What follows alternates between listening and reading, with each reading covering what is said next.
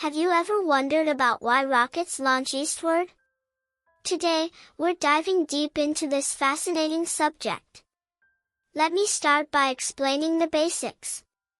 Why rockets launch eastward is an incredibly interesting area that affects many aspects of our daily lives.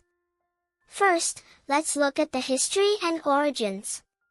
Understanding where this comes from helps us appreciate its significance today. Now, here's something really interesting. The way this works is actually more complex than most people realize, involving several key components that work together. Let's break down the main points one by one, starting with the fundamentals that everyone should know. Another fascinating aspect is how this connects to other related topics and influences various fields of study. As we can see, why rockets launch eastward is truly remarkable when you explore it in depth. The more you learn, the more interesting it becomes. Thanks for watching. If you found this video informative, please like, comment, and subscribe for more deep dives into fascinating topics.